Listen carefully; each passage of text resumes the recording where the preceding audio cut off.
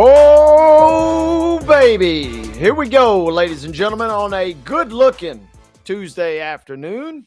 Just after the stroke of 2 o'clock, we welcome you into the Top 5 Tuesday edition of Main Street Sports Today, where we are presented, as always, by our friends at the Tennessee Orthopedic Alliance of Columbia. So glad to be with you guys. Wade Neely here, Calvin White there, our producer, as always, the one and only Mark Rogers. And Calvin, good to be with you. You look a little refreshed, but also look like, maybe you're ready to lean into a little bit of a long stretch here. I think most of us are as we continue this day 2 of Feast Week. Welcome aboard, partner.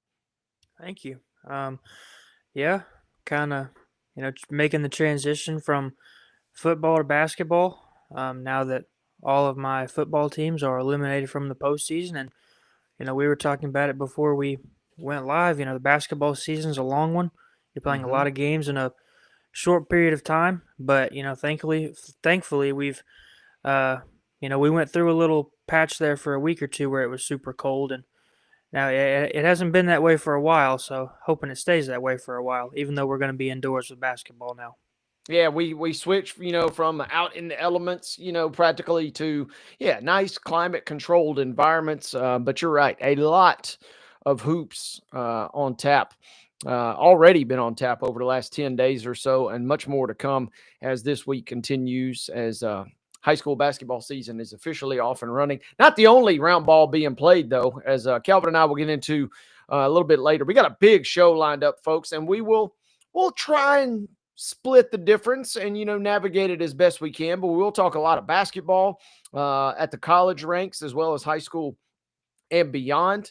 But we'll also try and split that gap there with some football discussion as well, including NFL and NCAA football ramifications going forward. Speaking of kind of a lay of the land here, coming up in the second hour, our good friend, longtime guest, recurring guest, good friend of the show, NUBYJAS WILBORN, will join us. We'll talk all things with NUBYJAS coming up in that second hour. Talk a little Titans, who are kind of low-key improving, perhaps. We'll see what NUBYJAS thinks there. We'll get a preview of a big Thanksgiving slate with 3 games on Thursday, 1 NFL game on Friday. We'll also pick his brain on some other pro football musings, but we'll also tap into the wisdom of NUBYJAS on today's game of where is Lane Kiffin going. Will be a fun segment with NUBYJAS a little bit later, Calvin. That could change at any given moment. It feels like nobody really knows, but maybe NUBYJAS can shed some light on that. We'll also ask him on Vanderbilt. Yes, Vanderbilt potentially squeaking into the playoff, but also potentially sending one of their very own to New York City for the Heisman Trophy final ceremony coming up here in about 2 weeks or so. That's in the second hour. First hour, fun segment coming up here in just a matter of moments. Our good friend Tom Withers, formerly of the Associated Press up there in the Cleveland area. Big football game in the state of Michigan this week, but a team from Ohio will be involved.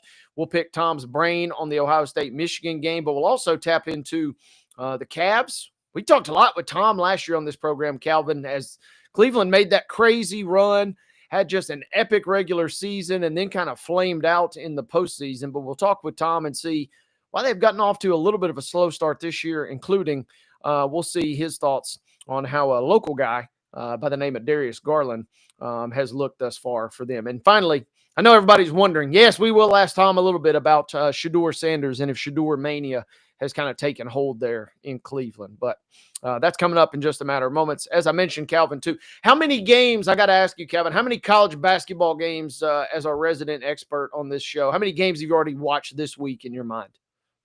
Honestly, the answer is 0, just because, there's, I'll look at the schedule and there will be some games that, I mean to watch and then I forget about it, or I get caught up doing something. I wanted to watch the Gonzaga-Alabama game last night. Apparently that was a really good game that, I missed out on. But I'm hoping I can find some time to watch the Houston-Tennessee game tonight.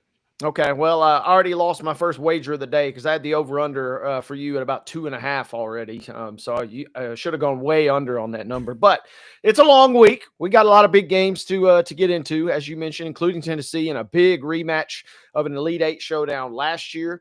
There's a rematch of a Sweet 16 showdown coming up later today. We'll talk about that Alabama game as they stumbled versus Gonzaga last night, and much, much more across the college basketball landscape. But that's going to be kind of dominating. Calvin, you mentioned that your teams are off the gridiron. What will the rest of the week look like for you? And what will Thanksgiving look like at the White household? Where does all the food eating, if you will, where does all that take place for you? Yeah, me and my girlfriend are gonna head over to my grandma's house on Thursday. Well, me and my family always go over there every week. So we're going over there on Thursday. Um, but as far as the rest of the week, we're back on regular deadline after having some early deadlines because of the holidays this week. So I'm probably gonna try and head out to some high school hoops tonight or tomorrow to have some stuff for our papers next week.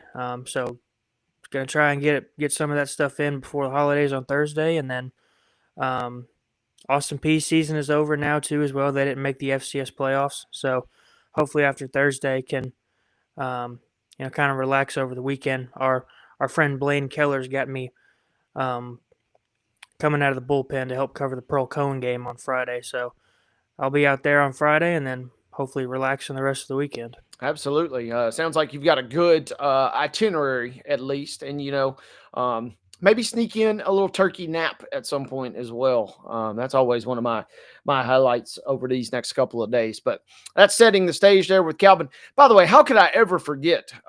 It is Top 5 Tuesday coming up at the end of the show.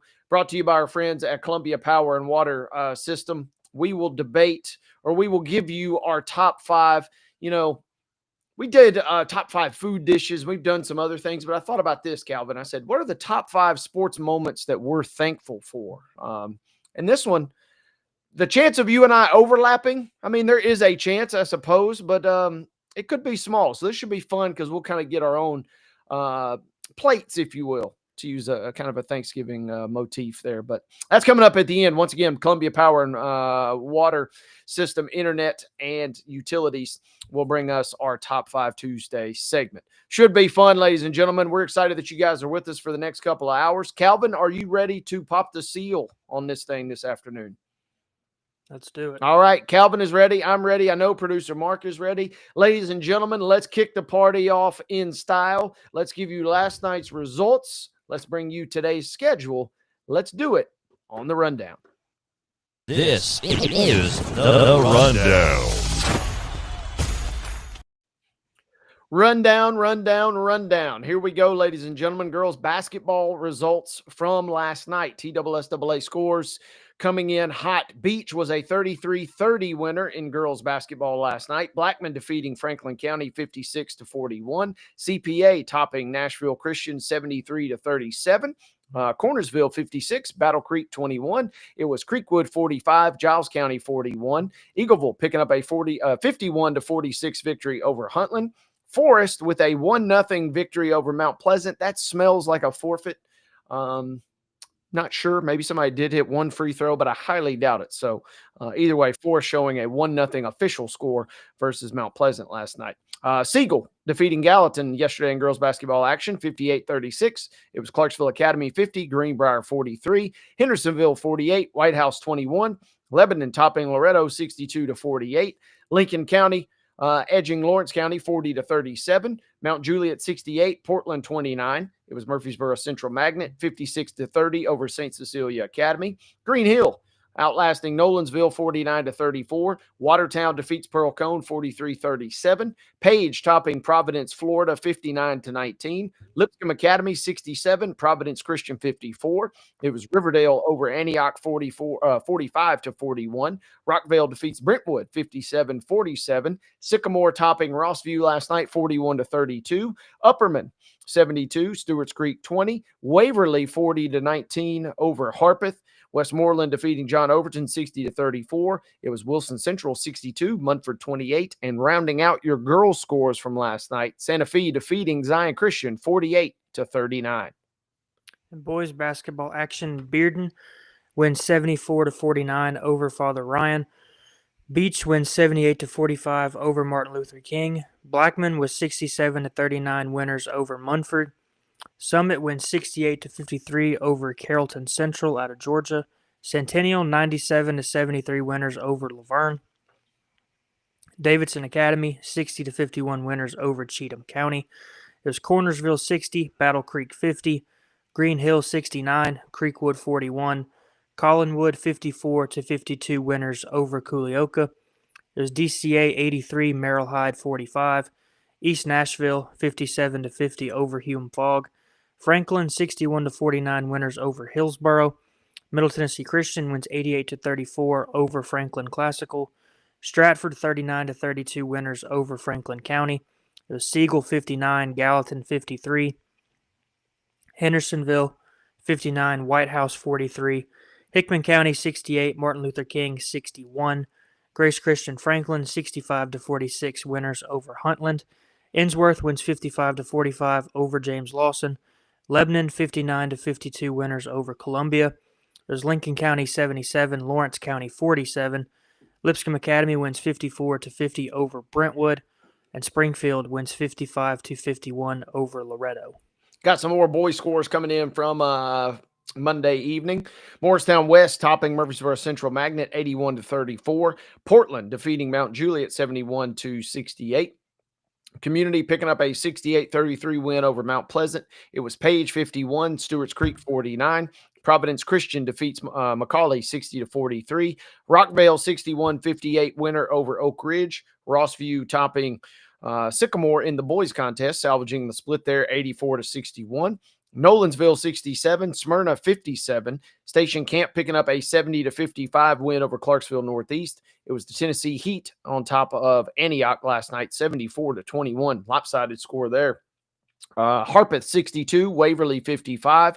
Wilson Central defeating Riverdale 45 to 28, and Santa Fe defeats Zion Christian 64 to 58. Men's basketball scores. We gave you some of these yesterday as they were available to us. Belmont defeats St. Francis 94 to 57. Told you guys on the show yesterday it was a lot to a little. We didn't have a final yet, but that is a final. Again, 94 to 57. George Washington defeats MTSU down in the Cayman Islands. 92 to 79 was that final yesterday afternoon. NHL action last night. Oh my goodness. Protect the women and children, Calvin. The Panthers defeat the Preds last night 8-3. Told you guys they might be out for a little revenge. That goes beyond revenge. That's cruel and unusual punishment there. The Panthers, again, 8-3 over the Preds last night on the ice. Not much better for the Grizzlies. They fell by 10 to the visiting Nuggets last night. 125 to 115 was your final in NBA action. Tonight's high school basketball schedule, all of these are double headers, boys and girls games. Brentwood is hosting Cookeville. Davidson Academy travels to CPA. Maplewood is at Springfield. Houston County is at Stewart County. Portland hosts Stewart's Creek. Joe Burns travels to Montgomery Central. Wayne County is at Summertown. Creekwood is hosting Waverly. East Robertson is hosting McEwen. Rossview is at Cheatham County.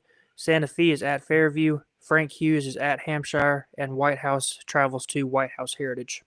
Got some girls basketball only games today. Some of these have already tipped off, but we don't have finals for you just yet. 11:30 a.m. Westmoreland was taking on Mumford. At noon, it was Green Hill and Shelbyville. 1 p.m. start time for Siegel at Wilson Central.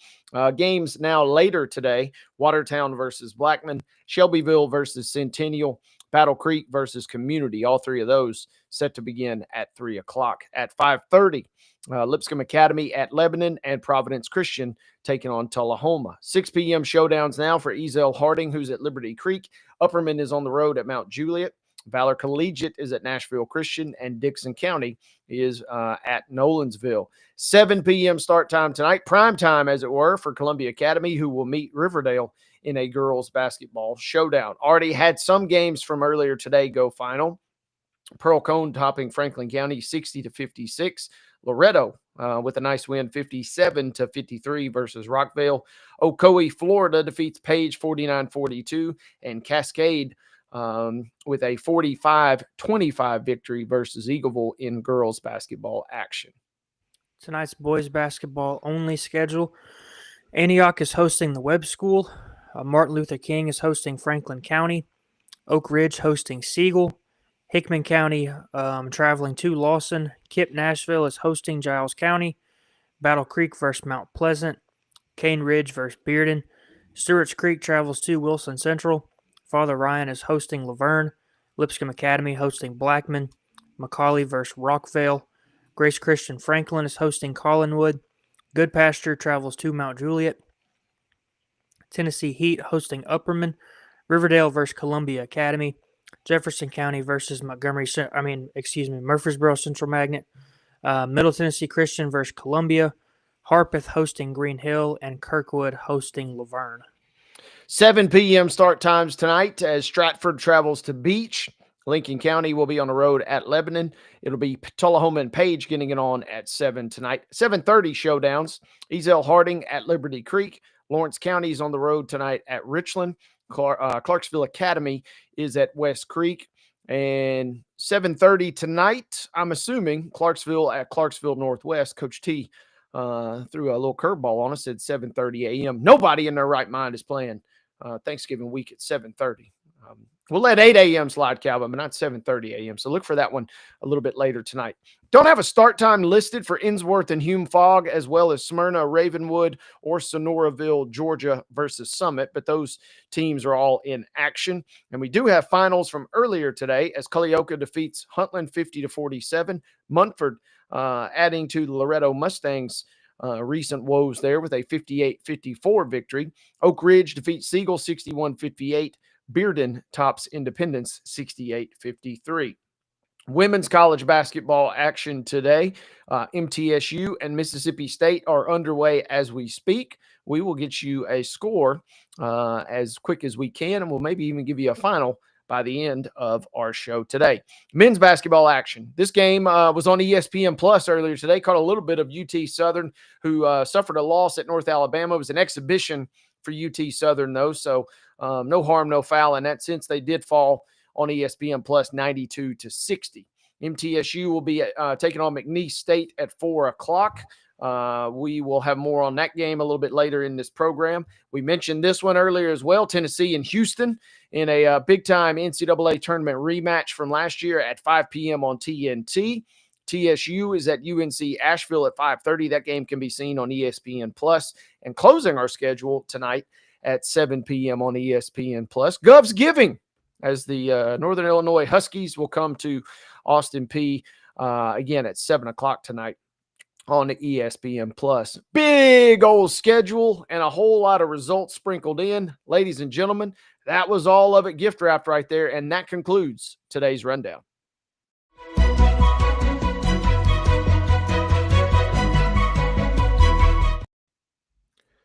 Quick top story here before we kick it to a timeout, but our top story is brought each and every single afternoon by our friends at Piggly Wiggly at Neely's Meal in Columbia. Make sure that you check them out for your delicious daily deli lunch options. They're open from 11 a.m. until 6 p.m., offering hand-cut meats, and everything is cost plus 10% at the cash register.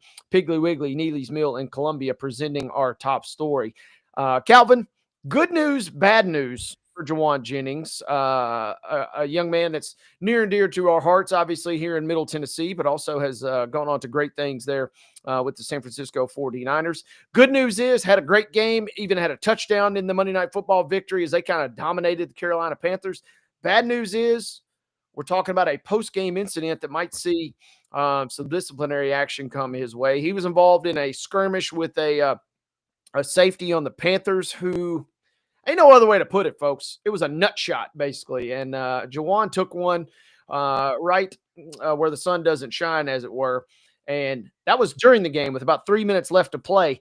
After the game, Jennings kind of, voices his displeasure and throws some punches and exchanges some early Christmas dignitaries there between the two. So we kind of are left with a weird situation here, Calvin, where on one hand, we clearly see the incident during the game, and we kind of clearly see a retaliation from Jawan Jennings. So Not sure how the NFL is going to handle this from a disciplinary standpoint, but it perhaps does not look good for one of our favorites here in Middle Tennessee, and Mr. Juwan Jennings.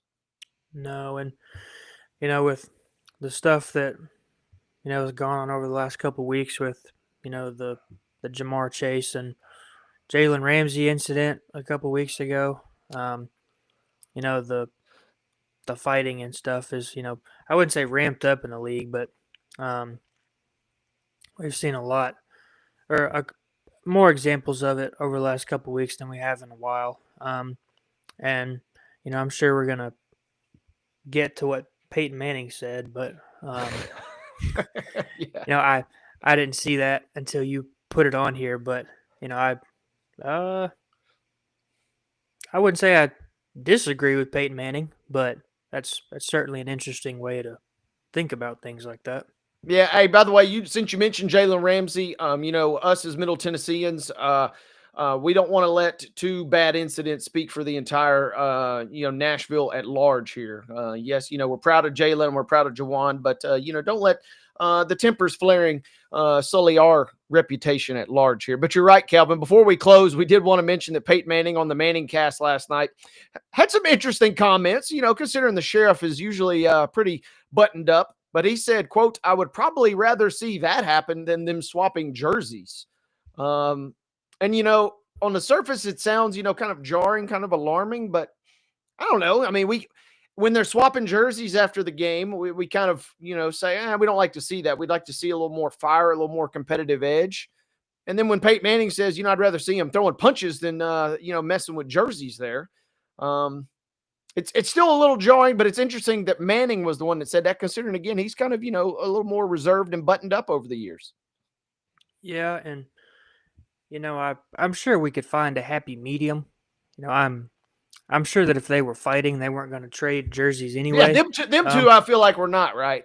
But I mean, getting hit down there is, it doesn't feel very good. But I'm not sure that throwing punches at dudes with helmets on is the answer either. So I don't know. I mean, the football fights are certainly more interesting than the baseball fights. Yeah, we're at least getting some action. And you're right, swinging a fist at a guy in a helmet is always a little mystifying to me. But, who am I to say? So kind of an odd way to end what was a decent night for Jennings and certainly the 49ers. Jennings catching 5 passes, 41 yards, and a touchdown.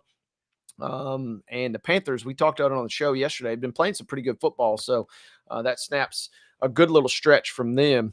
And time will tell if Jennings will be called to the principal's office, as it were, and receive any sort of disciplinary action from Roger Goodell and company. So that was our top story, brought to you by our friends at Piggly Wiggly over at Neely's Mill in Columbia. Calvin and I are going to take a quick time out. When we come back, our good friend Tom Withers from up in Cleveland is going to join us. We'll talk all things Michigan, Ohio State, little Cleveland Cavaliers, little Darius Garland, and maybe even dip our toes into Shador Mania. All of that is coming your way after this on the other side of this timeout on Main Street Sports Today, presented by TOA of Columbia.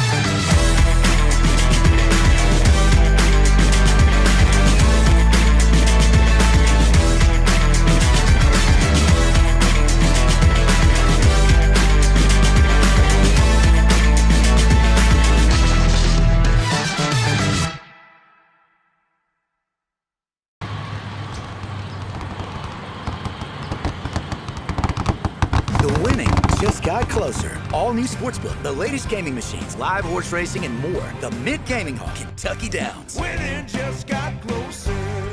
This holiday season, the largest lantern festival in the country returns to Nashville Zoo. Experience more than 1,000 all-new handcrafted lanterns, towering creatures, magical worlds, and a North Pole village. At the center of it all, the Smashville Ice Rink. Welcome back. to Zoolumination at Nashville Zoo. Bigger, brighter, and better than ever. Busy bee, yeah, busy bee. If you need Hold on, y'all, hold on. I need to make a call. Hey, this is Brianna with Busy Bee. I'm giving you a call to let you know your technician is on his way. 3-3. Guys, not yet. Not yet. Busy bee, oh, Now busy I'm ready, bee. guys. Call 775-7833. Custom Stone Handlers supplies over 600 distributors and suppliers with quality stone products. Along with Riverstone, we produce and distribute over 100 building, landscape, and other bulk products. Our goal is to provide quality products, service, and partnerships to ensure our customers' success. We firmly believe the measure of any person or company is how you treat other people and customers. Give them a call at 931-490-4990 or visit CustomStoneHandlers.com.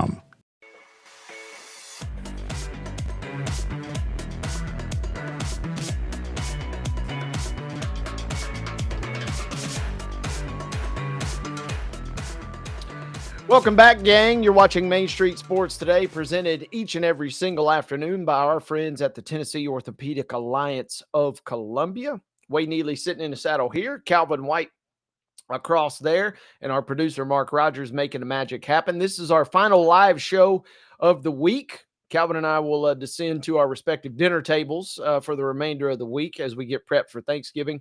We will rejoin you guys with another live episode on Monday. So hopefully everybody enjoys their time away as much as we will. Up next, we mentioned it a moment ago, our good friend from Cleveland, Tom Withers, formerly the Associated Press, is on the other side with us here this afternoon. We went into the bullpen and we came out with Tom because, Tom, it's just been so long since we've seen you and since we've chatted with you. We figured we'd catch up, and, well, we couldn't help but also point out that it's Michigan-Ohio State week after all. So thank you for joining us on a timely episode here this afternoon. Good to see you, my friend. Hey, you're welcome. Good to see you guys. An early happy Thanksgiving to you both. Absolutely. And Tom, let's dive right in. Michigan, Ohio State we'll start with, and then we'll dip our toes into, NBA and NFL discussion in a moment. But Sure. Kind of give us the pulse, if you will, because full disclosure, the resident Michigan fan on the show, kind of the weird nightmare scenario occurred as a Wolverine fan where you beat Ohio State last year, but then they win the national championship. I'm curious of the pulse check of Ohio State and their fans after doing that last year. What are their vibes kind of entering the game this year in your mind? Yeah, that's a great question. The vibes are kind of all over the place. It's to your point, it's really weird to be coming off of a national championship season in which you did not beat Michigan. And obviously that is goal number one down there. And so, people here are nervous. I'll be quite honest, because this is another solid Michigan team. By the way, I broke the rules this week. I'm wearing blue today, which is a huge no-no here, but everybody have to forgive me out there. That's a Buckeye backer like myself. So yeah, the vibes are strange. Unfortunately for Ohio State fans, Ryan Day has gotten tight in this game the last 4 years. I think you could argue that Ohio State has probably been the more talented and better team, maybe with the exception of the 2023 Michigan team, which was a very good, underrated national championship caliber, national championship winning team. But Day has gotten tight in this game, and I think the problem for him, guys, has been he's been always trying to win last year's game this year, instead of just playing with what he's got on that given day. Last year was a very weird game as well. Will Howard took a hit, the quarterback for Ohio State, took a hit in the first quarter and just wasn't the same again. And, while he said he was fine, I think it had a lot to do with the way that Day coached that game, especially in the second half. So what's also weird, and since you brought it up, I don't think Ohio State wins last year's national championship if they had beaten Michigan. I think that really gave them the fire. They knew that they were a better team. They knew they were a national caliber, contender. But I think it took that loss for that team to really get galvanized, for that brotherhood, so to speak, to come together. And then, as we know, they put together the best run we've ever seen in college football history, knocking off 4 top 10 teams on their way to winning the national title. Yeah, undeniably, it was a great run, and as a Michigan fan, yeah, I'm kind of puffing my chest out, saying, yeah, you guys wouldn't have won it all had we not knocked you off. But that being said, Tom, kind of riddle me this. This is a point that I've held maybe since week 2 or 3 of this year. Is this year's Ohio State team better in your mind than last year's? It sure feels like it to me. It's really hard to say, and I think you can split hairs with the talent on both sides of the ball. I mean, people forget that I think there were 14 Buckeyes drafted off of last year's team, so that's a pretty high standard to begin with. I think at certain positions they are better. Caleb Downs, who's part of that holdover from last year's class, is arguably the best defensive player in college football. Jeremiah Smith speaks for himself. There's not a player like him in college football. I'll be honest, and I know I'm very biased on that, but he's one of one, and Carnell Tate is right there alongside of him. What's interesting about this Ohio State team, guys, is that they've had a couple guys kind of come out of nowhere. Arvell Reese, who was not even a starter last year, has become probably the top linebacker in the country this season.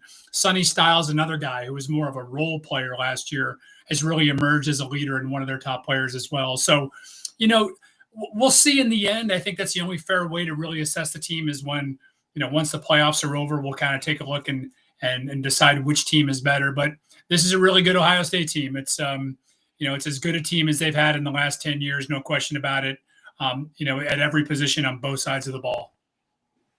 Tom, Ohio State hasn't played a close game since, week 1 against Texas. And, obviously them and Michigan are both really good teams. But considering where we're at in this point of the year, the last couple of weeks of the regular season, do you think that this can kind of be the ultimate litmus test for where Ohio State is right now heading into, the Big Ten championship game and the college football playoff?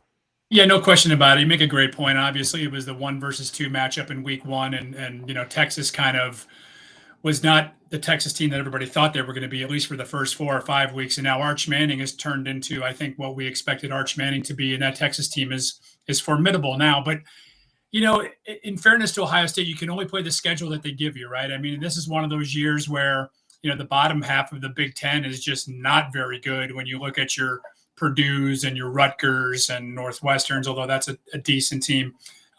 Minnesota, some of those schools have Penn State. I mean, here's a team that people were talking as a potential national title contender this year.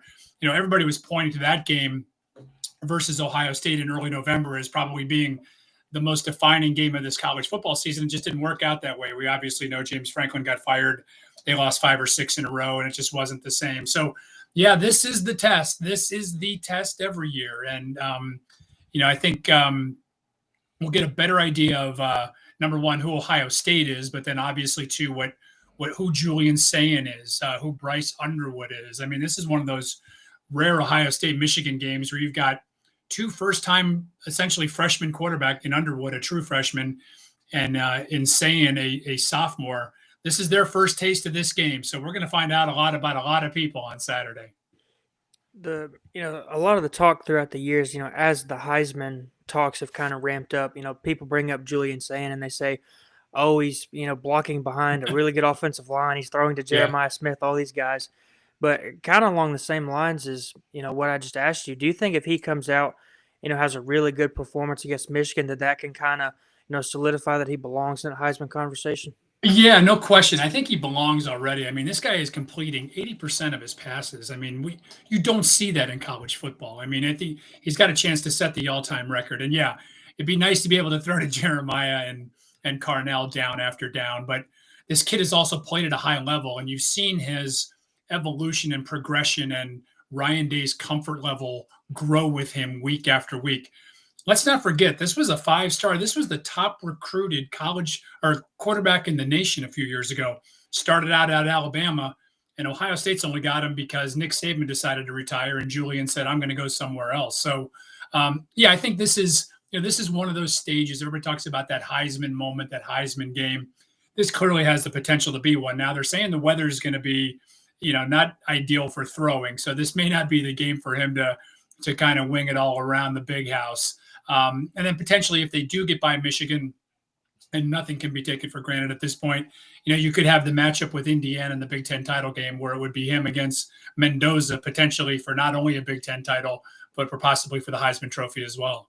Yeah, it kind of feels like almost winner take all if that's the situation that unfolds, right? Big Ten champ and Heisman up for grabs there. Tom, to a point that you made a minute ago about Day kind of coaching last year's game this year. Saw Chip Kelly, obviously. Remember him?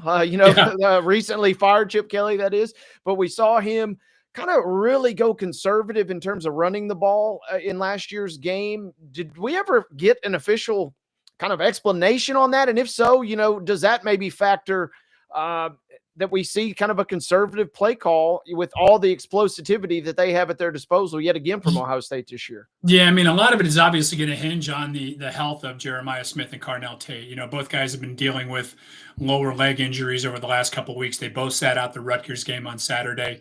Apparently, they are going to practice today and, at least get in a couple of physical reps, kind of see where they're at.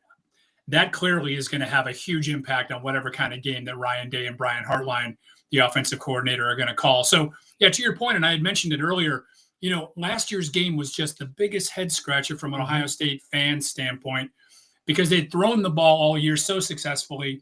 You had a decent weather game down there, although it was pretty windy. And like I said, I think Howard took that big hit in the first half and things changed. And I thought it was interesting last week, guys.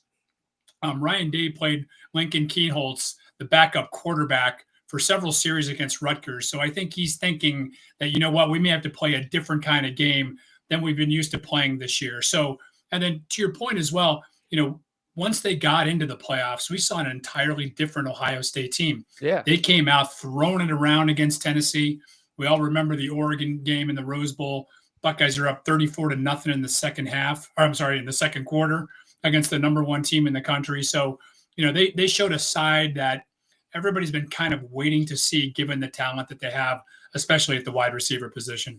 Tom, also wanted to ask you, big picture, heard this point kind of brought up earlier this week.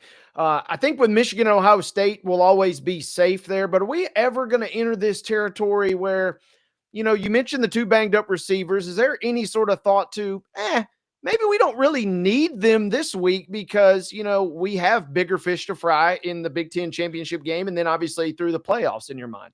Yeah, I actually tweeted that a couple of weeks ago, just saying that, hey, it's possible that Ohio State could sit these two guys. And I took a lot of flack for it, but people jumped to some conclusions on it. Obviously, if they're given the medical go-ahead to be out there, Jeremiah Smith, oh, by the way, it's his birthday on Saturday, will be out there. Same with Carnell Tate. Now, you could see scenarios. Now, obviously, this is the game. This is the rivalry. But you can see other instances where if a team, let's say a Georgia team that doesn't really necessarily have a lot to play for going into the Georgia Tech game this week, and they want to get ready for the SEC title game or they want to get ready for the playoff game. Yeah, I could see kind of load management, to borrow an NBA phrase, situations where teams would sit guys. And, there's believe me, there's a bunch of Ohio State fans here this week that are like, hey, let's bubble wrap these guys until we get to the second round of the playoffs. Now, that's presuming a lot as well, depending on what your first round matchup is going to be and whether or not you win the Big Ten title. I'll be honest with you guys. I can see a scenario where if those guys do play this week and they do get past Michigan and go to the Big Ten title game, I could see them sitting one or both of them out just to be ready for the playoffs. The playoffs are what it's all about. And I know that's hard for, especially, and I'm an old school Ohio State, Michigan guy, man, that the rivalry courses through my veins. But there's also a part of me that realizes there's a much bigger picture here. It's all about winning the national title. And whatever you have to do that, you do that as a coach, especially given the pressure that these guys are under nowadays. Calvin, anything else on football before we pivot with Tom here? I wanted to, pivot to the NFL for a second. Obviously the big talking point around the Browns right now is Shedeur Sanders, but, Myles Garrett is on pace to just obliterate Michael Strahan's single-season sack record. Obviously, Myles Garrett has been a really good player his entire time in the league, but the production to this point is just something that we've never seen out of him. What has he done to take that production to a next level where, by the end of the season, barring an injury, he's going to be in the NFL record book? I'm glad you brought him up. It has been absolutely incredible, and what a treat for us to watch him here. I mean, we've seen Myles played at an extraordinary level here for, most of his career. And he has taken it up another notch, which I didn't know he had. And it's just remarkable when you consider that teams game plan for him week in and week out. He's facing double and triple teams damn near on every snap, and he's still finding a way to get to the quarterback. And he's also incorporated some. He's kind of got like a Euro step move that he uses now. He's done some more. He's got some more spin moves that we haven't seen in his bag before. But he's just an incredible, freakish athlete, and his ability to get around the edge and bend that body and get himself to the quarterback is just—it's unlike anything we've ever seen before. And I tweeted it out the other day. I've been around long enough that Lawrence Taylor, LT, was the biggest game wrecker I ever saw. And I wasn't sure I would ever see another NFL player quite like him. And I think Myles Garrett now belongs in that conversation. And I'll take it a step further. I know this team, the Browns, are just 3-8. But in my mind, Myles Garrett is going to belong in the MVP conversation this year. He's going to obliterate the 22.5 sack record held by TJ Watt and Michael Strahan. And if he does that, I don't care if you're playing on a 5-12 team or a 15-2 team. You belong in the consideration when they talk about who is most valuable to their team. It's been remarkable. It's been, like I said to you guys before, it's been so fun to watch. He's if not MVP, it almost feels like a lock for that Defensive Player of the Year award. Right. And yeah, it is mind-boggling. And what 10 sacks as a team they had versus Vegas on Sunday. That's the other thing too, is that they drafted Mason Graham with the number 5 pick from Michigan, and he's been the disruptive force that they had hoped to get Myles more sacks. And then what you saw on Sunday was those guys were doing enough inside to get Myles free, and then when they have to pay more attention to Myles, then other guys can get some sacks. Now, Las Vegas's offensive line is pretty bad. It's trash, to be quite honest. And so they feasted, and that's what you're supposed to do in the NFL. You gotta prey on a team's weakness, and that's what they did. But yeah, Myles has been something. I mean, this has been this 4 or 5 game run that he's been on, which, oh, by the way, came off of a 3-week span in which he didn't get a sack. But I think he's got 13, if I'm not mistaken, in his last 4 games. And there's no denying, no stopping him right now. He's been on a tear, and it's mind-boggling. You mentioned Graham a minute ago, but you got Carson Schwessinger, who I can't believe I'm saying this, but a UCLA draft pick is perhaps your runaway favorite for Defensive Rookie of the Year, which kind of leads to this point, Tom. How much offense, how many pieces or how many little puzzle parts remain from this offense being just good enough, because the defense clearly has got the goods to really see this team be competitive? Yeah, there's a lot of holes on the offensive side. They've got an aging offensive line. None of the players are under contract for next year. Joe Bitonio, who's been a multiple Pro Bowler and probably a borderline Hall of Famer here, just came back for this season. He's likely to retire. Wyatt Teller's a free agent. Center Ethan Posich is a free agent, potential free agent. Jack Conklin, is right tackle, has been battling injuries all year. DeJuan Jones, their starting left tackle, went down with another season-ending injury to begin this season. The wide receiver room is amongst the worst in the NFL. So they've got major holes to fill. And obviously, the biggest one to fill is the quarterback situation. So I know we want to talk about Shedeur a little bit, which was a breath of fresh air for everybody here. But to your question, they've got a lot of work to do on the offensive side of the ball. But the defense and credit to Jim Schwartz. I mean, he's come in here as a defensive coordinator and done an incredible job. And I think, he's, in my mind, if I was the Cincinnati Bengals, that would be phone call number 1 for me in the offseason, would be to try to convince Jim Schwartz to leave Cleveland and come down to Cincinnati and be a head coach again. You guys may remember he was the head coach for the Lions a few years ago, and then kind of got out of football for a year, had some health issues, but has done just an absolutely incredible job with this Browns defense. And I'm glad you brought up Schwessinger. When he was drafted with the first pick of the second round this past year by the Browns, people were like, who? Yeah. UCLA linebacker? Who is this kid? It doesn't really fit your normal thought process. It doesn't. And you know what? And to consider all they threw at him, to be the leader of that defense, to be the signal caller, the green dot, that comes with a lot of responsibility. Super bright kid. Obviously, he's got the physical tools.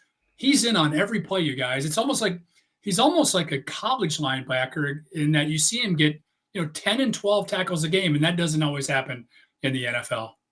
He's been fun to watch, and we're talking with Tom Withers, formerly the Associated Press, and our good friend here on Main Street Sports Today.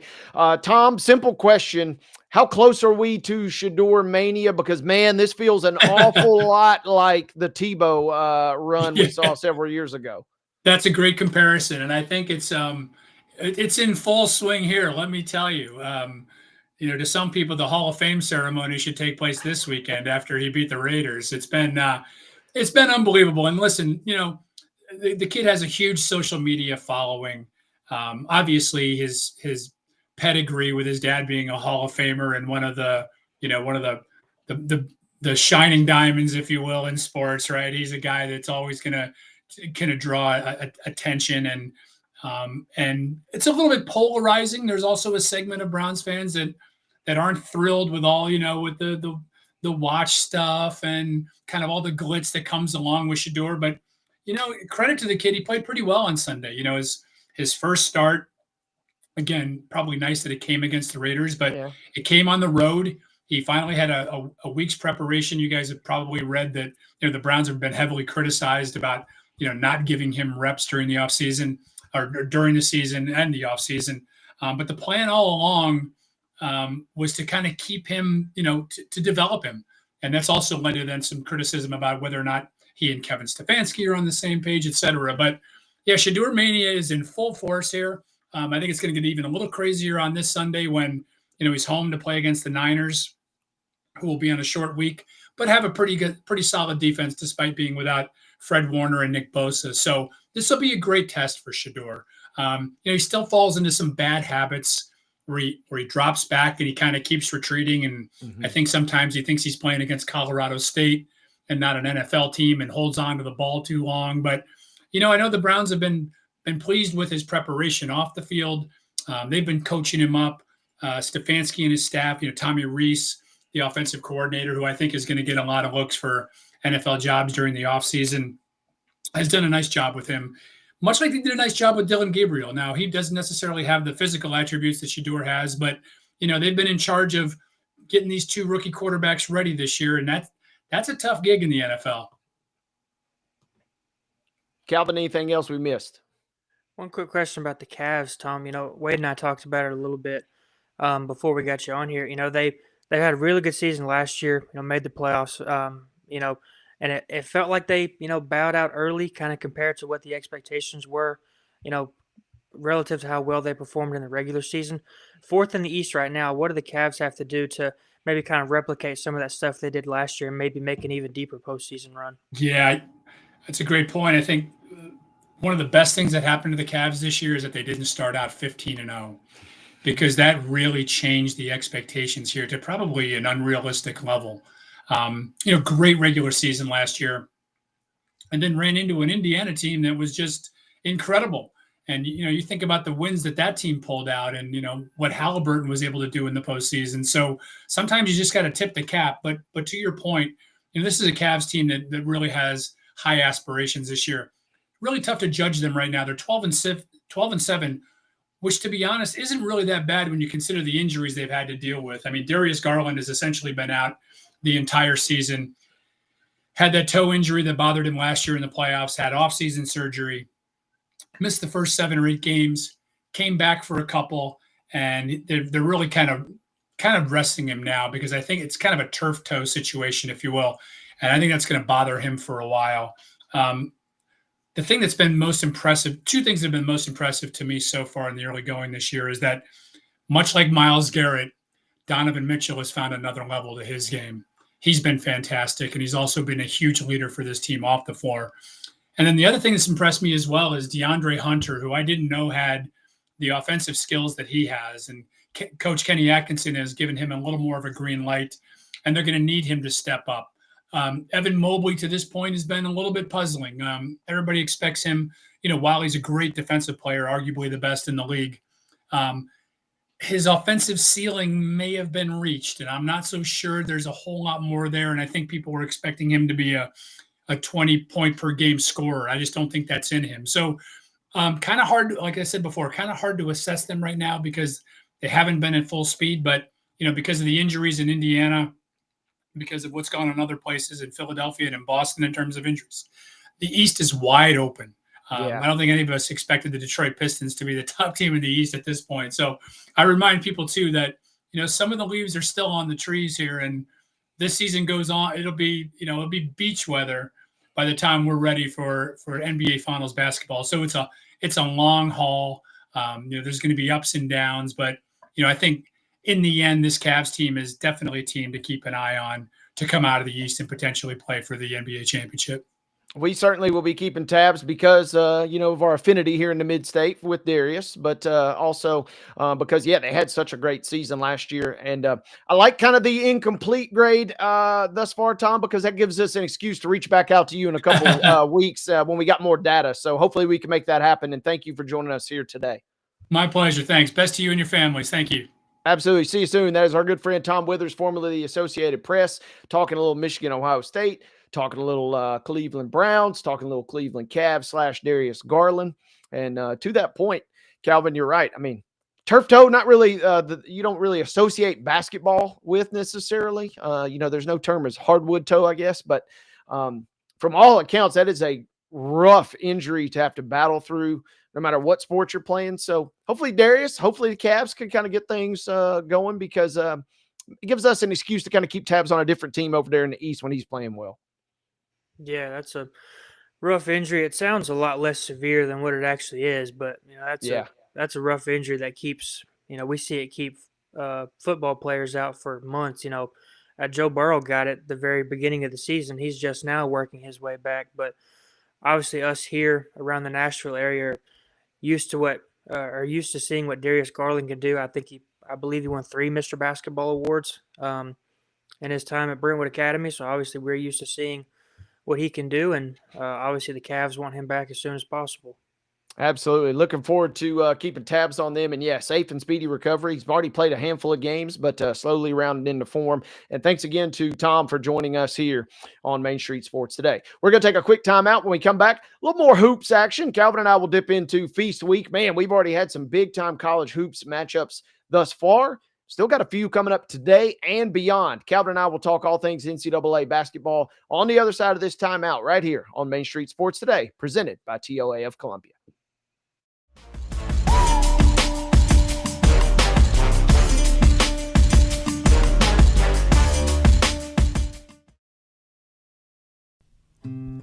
Columbia Power and Water Systems is dedicated to bringing our customers reliable, local service.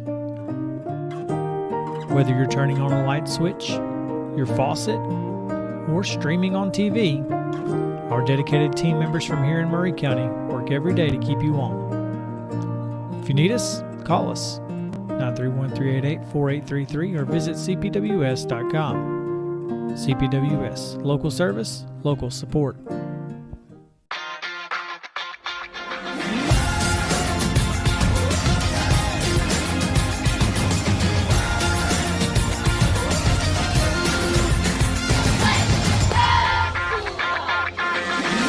Zion Christian Academy at zioneagles.org or 931-388-7531. You can schedule your appointment to visit their beautiful campus. Again, zioneagles.org or 931-7531 to schedule your visit today.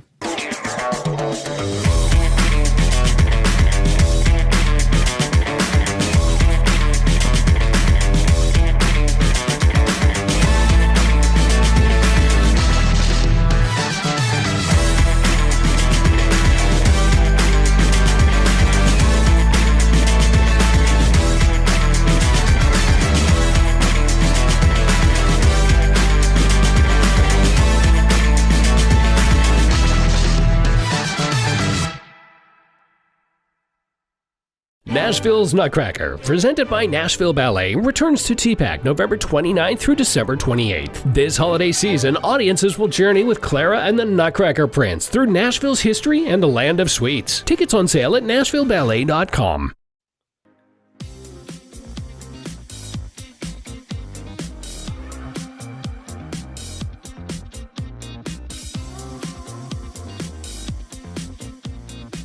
Opening hour of Main Street Sports today, presented by TOA of Columbia, moments away from wrapping. But before we close up shop in this it's 2 o'clock hour. We want to dip into a little bit of the feast week. Calvin had told us earlier the over-under went way under on games he had watched thus far in terms of college basketball. But we have had no shortage of big ones. One game we referenced earlier in this program last night, big win on the hardwood last night for Gonzaga. Yes, Gonzaga, that little plucky underdog story, right? But Calvin, you've mentioned it a couple times. Yeah, they're 6-0. Yeah, they're number 12 in the country, but they feel like they're kind of slept on. Maybe not going to be slept on much longer. They got a nice win last night, 95-85 over still a really good Alabama team. Yeah, and I think we talked about this last week. Before last year, Gonzaga made, I believe it was 6 or 7 straight Sweet 16s, and for the last 20, 25 years, Mark Fuse, really had them on the map. Gonzaga's, always one of the best teams in the country. They just haven't, broken through for that national championship win. And, the NCAA tournament's a fluky thing where, the best team doesn't win it most of the time. And, there's been a handful of times where I think you could argue that Gonzaga was the best team in the country. I think mainly that 2021 season where them and Baylor went head-to-head in the national title game, and Baylor just kind of out-athleted them and took Gonzaga out behind the woodshed in the national title game. But right now Gonzaga looks like, the part of one of the best teams in the country, and, outscoring Alabama like that. I don't think there's a lot of times in college basketball you can say your opponent scored 85 and you won the game by double digits, but Gonzaga's always got a really good offense, and right now they look like an early contender for the national champion. Yeah, I haven't really grown up in much of a world. You certainly have not, Calvin, where Gonzaga has not been elite in men's basketball. So for them not to be in that discussion would feel kind of odd, and I don't necessarily know how I would like that. So congrats to them on a big win last night again, putting up 95 and winning by double digits. Man, that's at the Players Era Festival. We talked about it yesterday. Those games are being played out in Vegas at the MGM Garden Arena. Also, some are being played at the Michelob Ultra Arena right there in that MGM stretch of properties there.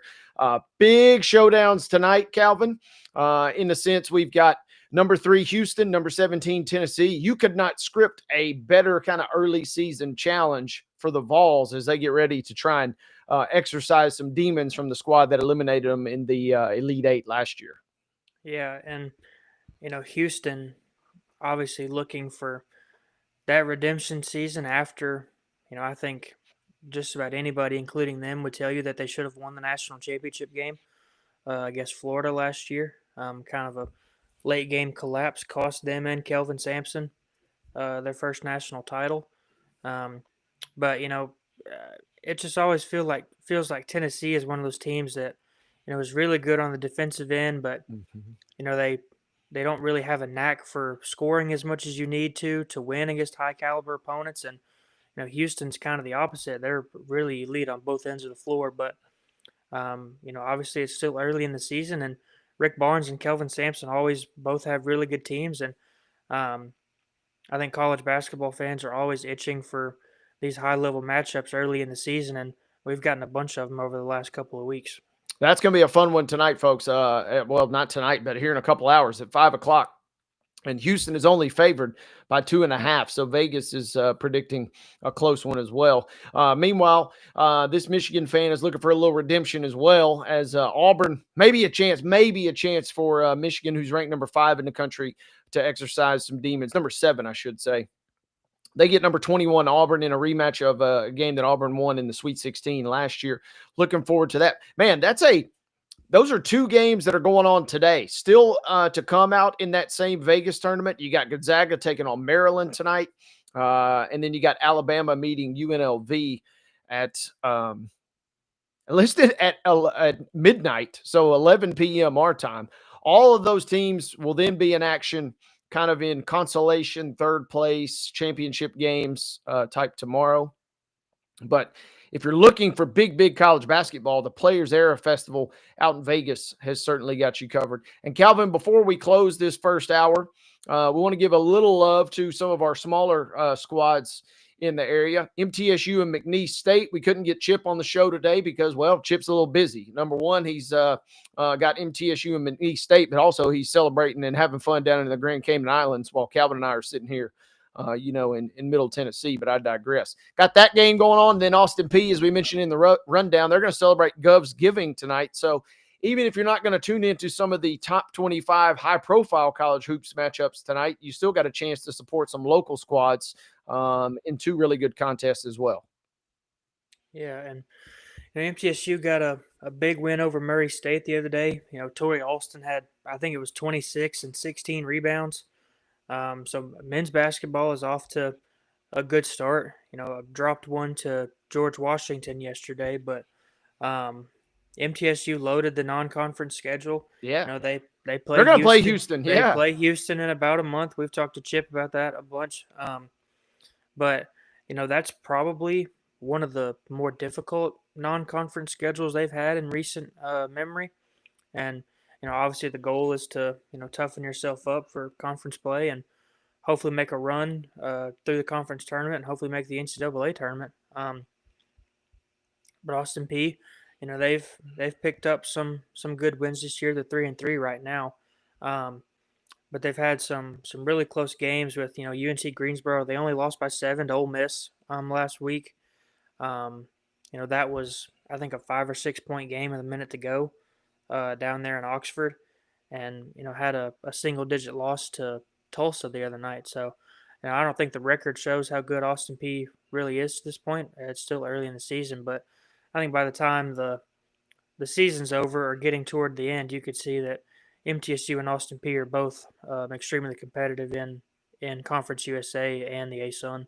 Yeah, I will not be surprised to see or hear those two schools in particular kind of in the conversation down the stretch in terms of regular season championship as we motor along. Speaking of motor along, we're going to hit the top of the hour here just a few minutes late, but we will come back with all kinds of goodies. Before we go, while we're talking hoops, while we're talking MTSU, we teased it in the rundown. Mississippi State and MTSU's women are doing battle in the Emerald Coast Classic Championship game.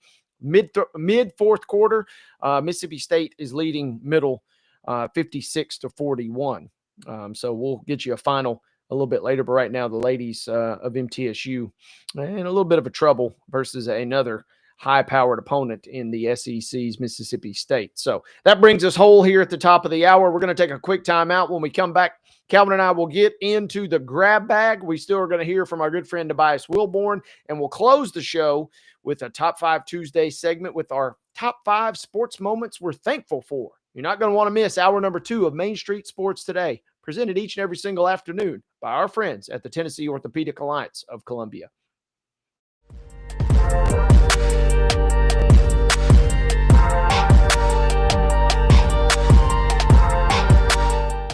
Jones & Lang Sporting Goods here in Columbia has been outfitting teams, officials, and anybody else from T-ball to college for 50-plus years. Be sure and check them out at 931-388-8060 or online at jonesandlang.com. Jones & Lang Sporting Goods, the look of a winner. Zion Christian Academy at zioneagles.org or 931-388-7531. You can schedule your appointment to visit their beautiful campus. Again, zioneagles.org or 931-7531 to schedule your visit today.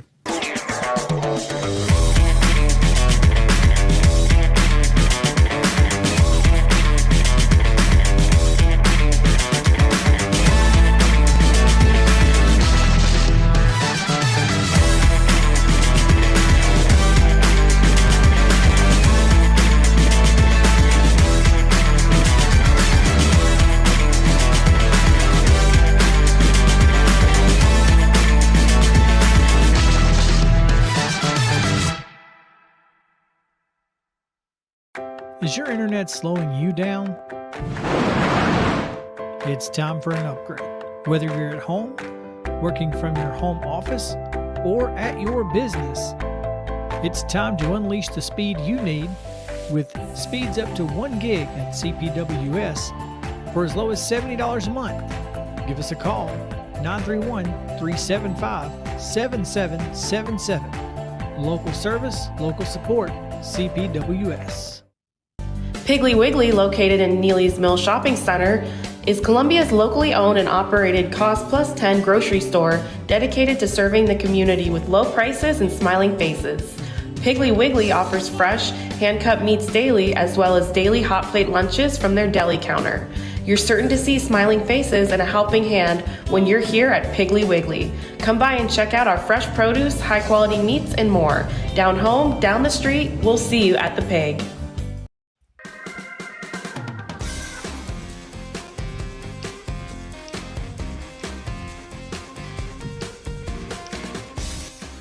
Rocking and rolling here. Hour number 2 of Main Street Sports Today, presented each and every single afternoon by our friends at the Tennessee Orthopedic Alliance of Columbia. Wade Neely sitting in the saddle here alongside Calvin White and our producer, Mark Rogers.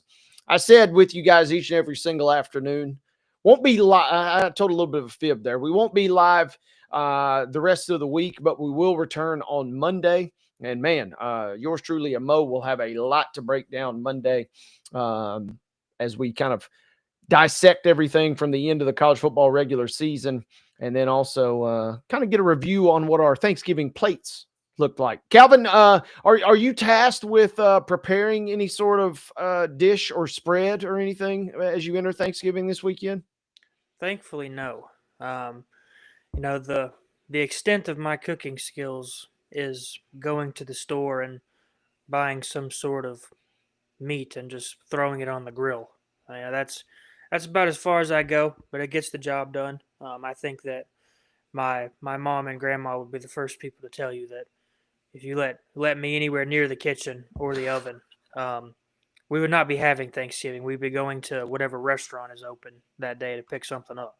Well, so that sounds like Shedeur Sanders a little bit. You're not getting the reps with the first team right now. You're like, hey, Mom and Granny, how am I supposed to learn if I'm not getting the reps with the ones right there? How am I going to grow and expand my game, right? Yeah, but I mean, the practice is important, but you don't make your first career start in the Super Bowl. Hey, now that is true. And I recall a conversation last year where Chip told us this, and I wish Mo were here to set us straight. But Chip comes on and tells us this grand dish that would knock everybody's socks off if we made it for Thanksgiving. And I'm like, Chip, you can't tell us that 2 days before Thanksgiving. This is something we need to know like 3 weeks ago so we could start prepping. And Mo, as I recall it, even attempted it, though, and was halfway successful. So that was last year. So I sympathize with what you're saying there, that, yeah, you don't just necessarily trot it out during the Super Bowl. So all that being said, we do hope everybody has a very safe, very festive Thanksgiving week. We got a lot of sports activity going on, but again, no live show until we return on Monday. So hopefully you guys will celebrate in style without us. Calvin, we turn our sights now as we begin this second hour to football. And this is a story I had hoped we would get into yesterday with Mo and myself. But man, it would have been a different story if we had talked about it yesterday than today. Because picture this, folks. There, yes, as producer Mark has pointed out, it was pineapple and cheese casserole, which was so my brain just couldn't process the combination there last year that, it did make sense. But Chip said, try pineapple and cheese casserole. Maybe I'll give that a whirl for this year. But yeah, Mo made it and actually said it went over well at his respective Thanksgiving festivities. So we'll see. But yes, back to the important stuff here.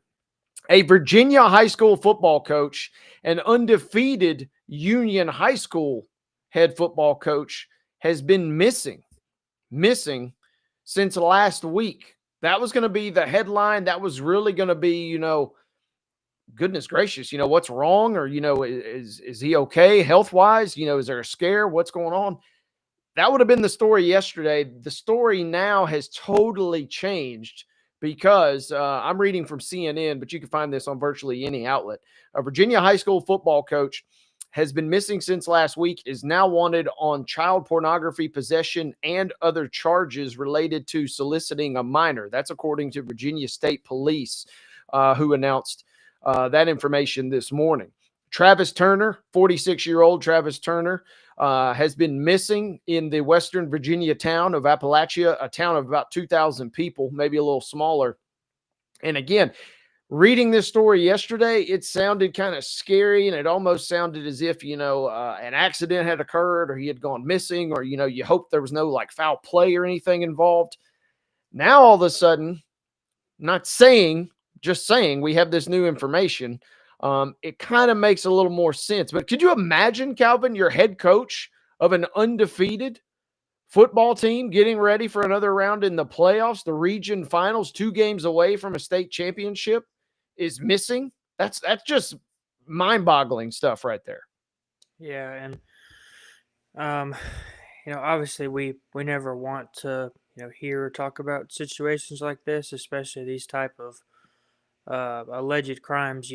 But I could imagine that that's kind of shell shocking for a high school kid that you practice and you play for your coach all year, and then you're a couple games away from potentially winning a state championship maybe, and you find out that your coach is wanted for child pornography charges. I definitely bet that's a wild situation for anybody involved. Yeah, this is crazy. And again, like I said, I'd hope to maybe squeeze this in on yesterday's show, and it would have been a totally different story, because there are quotes from, well, as fate would have it. How about this, Calvin? I'm now reading a story on WCYB. Ever heard of it?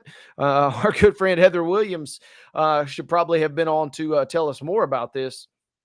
But reading quotes, from local pastors, no matter what's going on, we can count on our neighbors, and we can count on those that God has put in our life, and count on us in our community to kind of basically help find this coach. We didn't know what was going on. And, now all of a sudden things have taken a wild kind of bizarre twist, and the Union Bears did pull out a win, continuing a 12-game streak. They're, as we mentioned, now on to the region championship. And, man, it sounds like whether found or not, will be without their head coach in Travis Turner. So more on that story maybe after we return from our break next week. Yeah, as that is not a good situation. And what a difference 24 hours makes from when I potentially brought that story up. On a lighter football story, here's a headline you don't necessarily see every day, Calvin. The Chicago Blackhawks. We mentioned in the rundown the Preds got blasted last night. That was the only NHL talk that I really thought we should maybe have on this show today, except for this story. Chicago Blackhawks prospect and draft pick Mason West, presumably going to go on to a great, long, tenuous NHL career full of accolades and awards, and maybe even some Stanley Cups. But what if I told you that Mason West, after getting drafted by the Blackhawks ahead of his senior year, said, I'm coming out and I'm going to play quarterback and give it one last ride? That's exactly what Mason did at the Minnesota state championship this season, or last week, I should say, Edina High School. Hopefully I'm pronouncing that right. But a 6A Minnesota playoff run.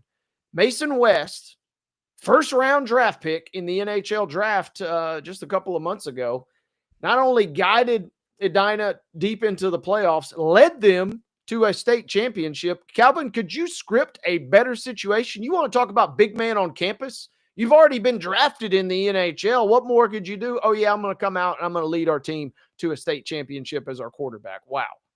Yeah, and, this is, one of those things where all the high school coaches get on their soapbox and they're banging the gavel about kids playing multiple sports. Yeah. But, that's obviously awesome for that kid to, get drafted as a high schooler to go play in the NHL. And, you play the entire high school football season and you still, know in the back of your head that you're going to go play professional hockey. It almost feels like no matter what you do on the football field, it doesn't really matter because you're still going to be a professional athlete. But to do that, win a state high school football championship and then, obviously go on later to be a professional hockey player is pretty cool. Unreal stuff, right? I mean, we're not talking about a token draft pick. Again, 29th overall pick. I love this part, though. before he was drafted earlier this year, West told the Blackhawks, told all the NHL franchises, hey, I'm coming back and I'm playing football my senior year, and for good reason. He said they had unfinished business. They were eliminated in the state championship game his sophomore year, and they were denied making it that far. They were eliminated a couple rounds earlier last season. So kind of one final hurrah. Man, I love everything about this story, and you're right. I'm picturing the college football coaches or the high school football coaches everywhere. Yeah, this is why we don't need specialization. This is why I need your best track athlete to come out and play football for us. But man, to come out and do that at the level that he did, leading them to the title, going into the draft and getting it done, unreal stuff. He played a big part in the game too. This season rather. 183 of 276 passes completed. He threw for nearly 2,400 yards, 28 touchdowns, and 9 interceptions. Unreal stuff. 5 touchdowns on the ground. So not just a great hockey player that the Blackhawks got, but they also got a quote-unquote winner. I love when they throw that phrase. This kid just wins, right? And so he went out and led Edina High School to a state championship. Unreal stuff. I don't even know if I couldn't think of an immediate Tennessee parallel.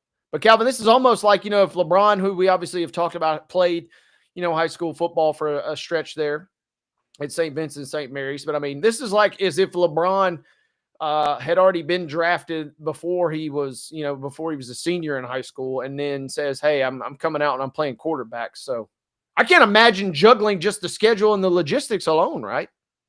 Yeah, and the high school football season is brutal enough. You're out there and you're out there in the heat for the first part of the year, and then hopefully if you make it to the point in the season that you want to make it to, deep in the playoffs, I guess depending on where you live, you go from playing in 100-degree weather to 40-degree weather, and the high school football season's long enough. I couldn't imagine juggling that and my responsibilities to my NHL team that drafted me.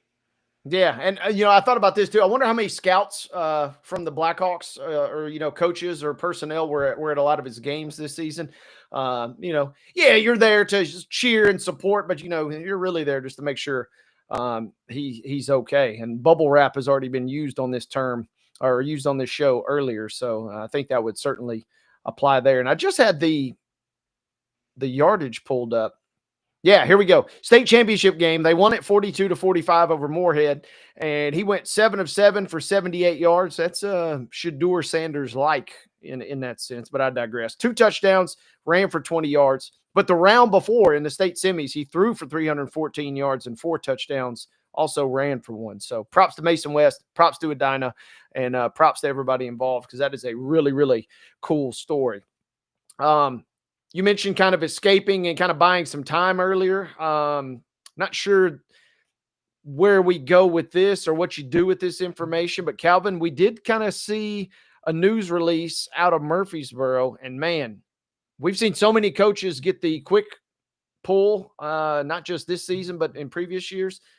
But it sounds like Derek Mason is coming back after 2 really not great seasons thus far. It seems like D. Mace is, at least for now, safe and looking like he will be the Blue Raiders head coach when they take the field in 2026. Yeah, MTSU has they have a history of being an athletic department that isn't quick to pull the trigger. And, we even saw it those last couple of years with Rick Stockstill. He was, hanging around 500 for the last couple of years of his tenure in Murfreesboro, and the fan base was kind of getting fed up with mediocrity, striving for 8, 9, 10 potential win seasons. And Derek Mason comes in, he's won 5 games in 2 years, and now everybody kind of walks all the comments back saying they want Rick Stockstill back. But now I can see the positive and the negative to this. The positive is, next year is going to be fully his team with his recruits, and, finally, I wouldn't say weeding out, but, they won't have many of the guys left from Rick Stockstill's tenure. Nicholas Fadiato, the quarterback, will be gone. The last 2 weeks, we've seen what Roman Gagliano has done for them. He's a Derek Mason recruit.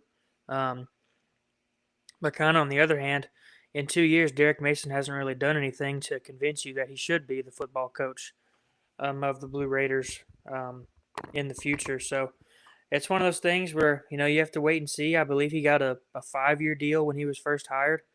And so, next year will fully be his team. And I would assume as long as he sticks around, MTSU is going to get a full season of Roman Gagliano. And, next year, see what the Blue Raiders can do. Yeah, it's going to be interesting. And, man, the numbers are not great. There's no other way to spin it, right? 3-9 last year, 2-9 thus far. The loss to Austin Peay, lost to Wisconsin back when Wisconsin was not playing anywhere near the level they are right now. They were ready to fire their own coach already early in the season. So 5-18 thus far at MTSU. Calvin, this kind of blew my mind though, because there were some really fond memories in the real high moments during his Vanderbilt tenure, but Mason's career resume did not ever produce a winning record at Vanderbilt, which was certainly a monumental task even back then. We kind of take that for granted, what we've seen the last 2 seasons now.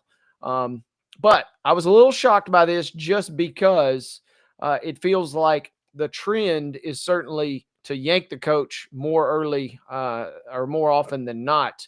So in a sense, props to the MTSU admin for maybe doing that. And to your point, next season feels like absolutely make or break, right? I mean, you have kind of every angle and advantage kind of at your disposal. And if it doesn't work out after next season, you pretty much have your answer, you would think, at that point. Yeah, and this season looks a lot worse, in the grand scheme of things when you look at how well, Kennesaw State and Delaware and Missouri State have all played really well in their transition to the conference. You've got 3 teams that are new to the conference this year, and they're all playing really well. And, especially Delaware and Missouri, or especially Delaware, who made the jump to Division I this year. And, I think that stuff just makes it look worse for Derek Mason.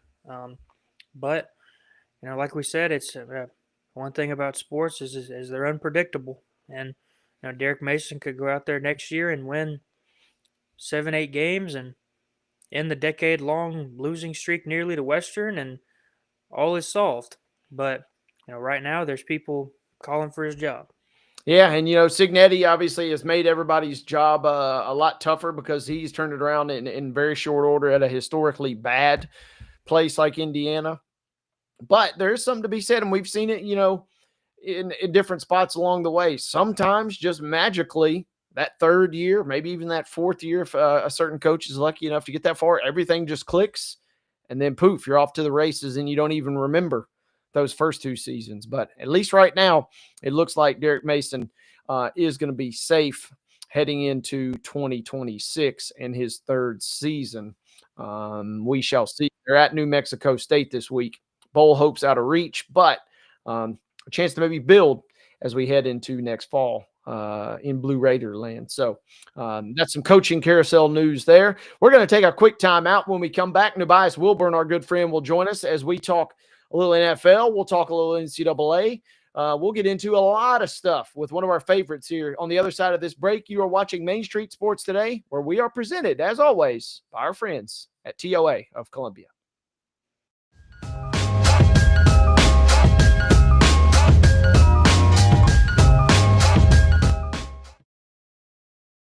This holiday season, the largest lantern festival in the country returns to Nashville Zoo. Experience more than 1,000 all-new handcrafted lanterns, towering creatures, magical worlds, and a North Pole village. At the center of it all, the Smashville Ice Rink. Welcome back to Zoolumination at Nashville Zoo. Bigger, brighter, and better than ever. Nashville's Nutcracker, presented by Nashville Ballet, returns to TPAC November 29th through December 28th. This holiday season, audiences will journey with Clara and the Nutcracker Prince through Nashville's history and the land of sweets. Tickets on sale at NashvilleBallet.com.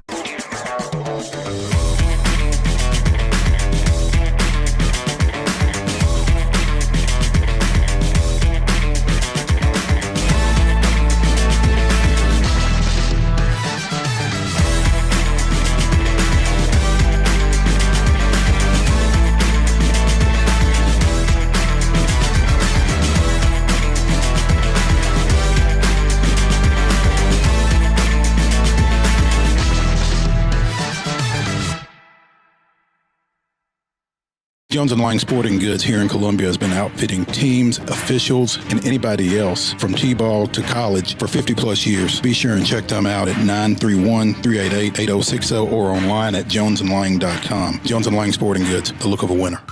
Piggly Wiggly, located in Neely's Mill Shopping Center, is Columbia's locally owned and operated Cost Plus 10 grocery store dedicated to serving the community with low prices and smiling faces. Piggly Wiggly offers fresh, hand-cut meats daily as well as daily hot plate lunches from their deli counter. You're certain to see smiling faces and a helping hand when you're here at Piggly Wiggly. Come by and check out our fresh produce, high-quality meats, and more. Down home, down the street, we'll see you at the Pig.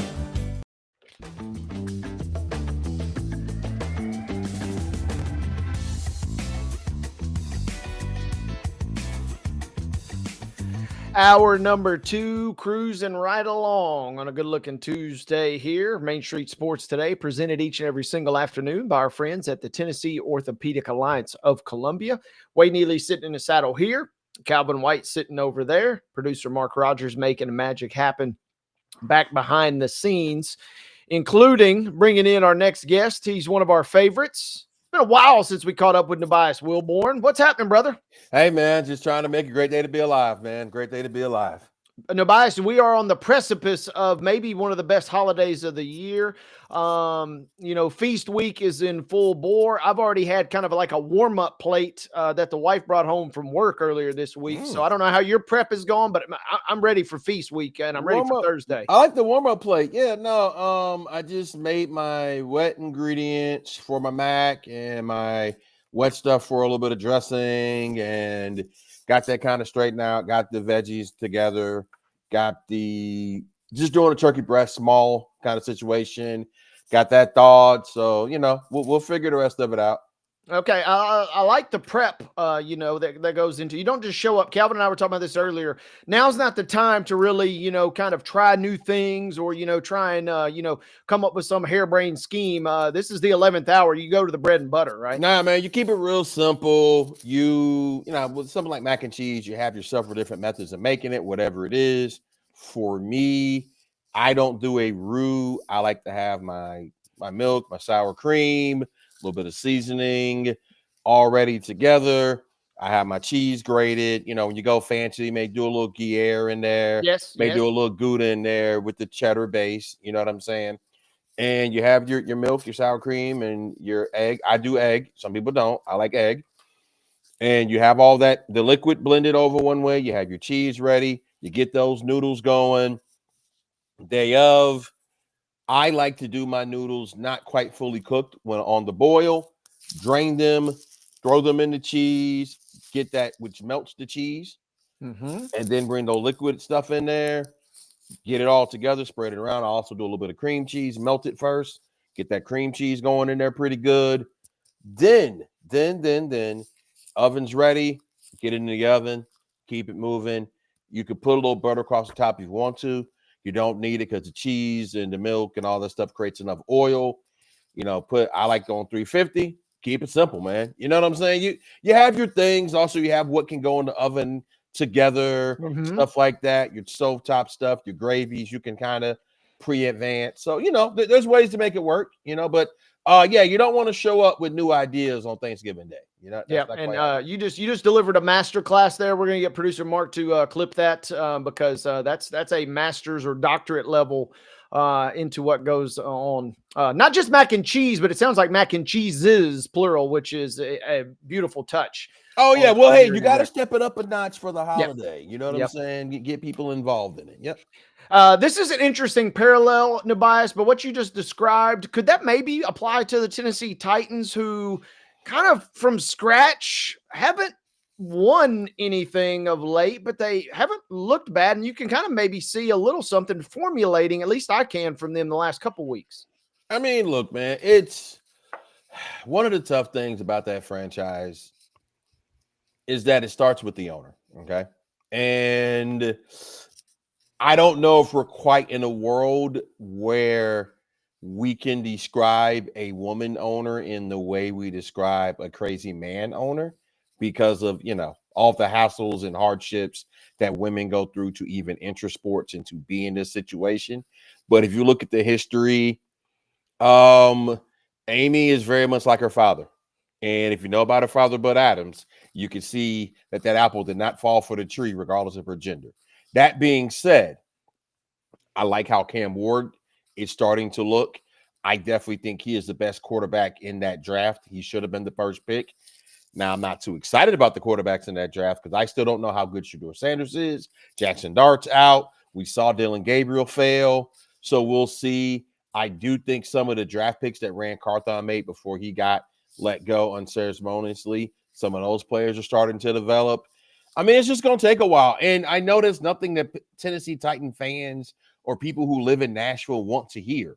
I know it doesn't feel good because you hadn't been good. It's been, 10, 12 years since the Titans have really legitimately been a viable franchise. Am I correct in that? Am I fair in that? 1 seed in 21, but got, bounced the very first round by Cincinnati. So, I mean, yeah, it's one of those, okay, we saw some flashes, but we haven't seen the real fruits of the labor, I guess, in that sense. Well, and it's been tough because you've had so much turnover, starting with Robinson at GM, even going before that, starting with the coaches. And quite honestly, I understand why they moved on from Vrabel. I just don't know if they improved themselves by moving on from Vrabel. You know what I'm saying? Mm-hmm.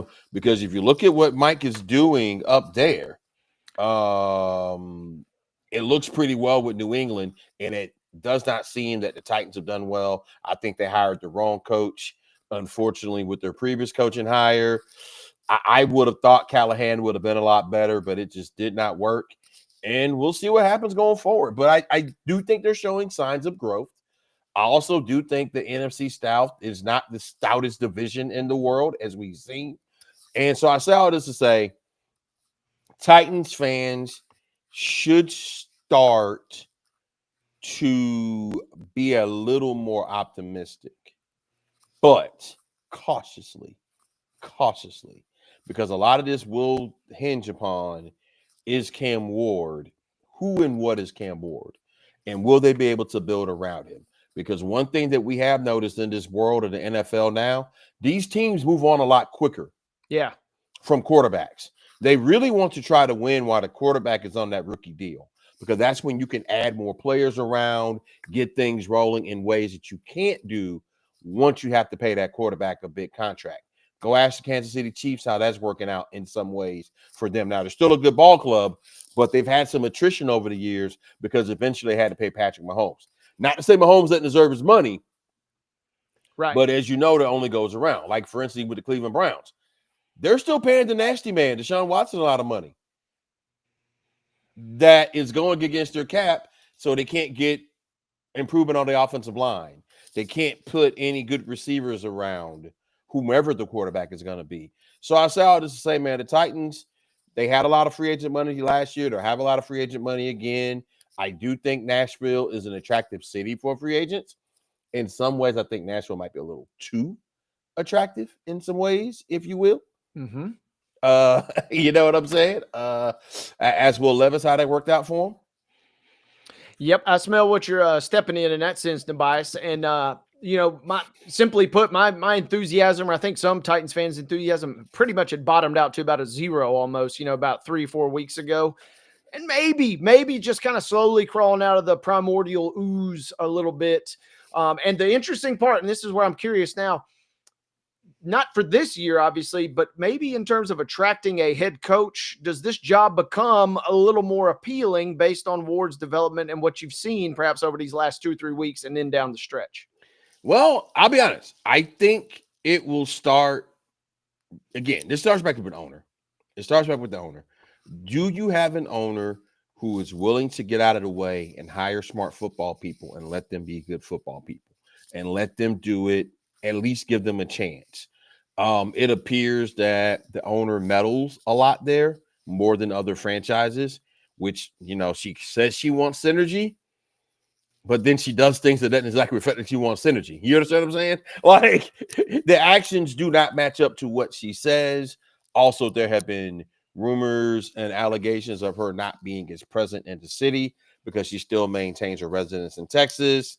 So I don't know, man. I really have to ask, how committed is this owner and the ownership group to football? Because if you look at the backstory with how she became the owner, there was a major infighting in that family.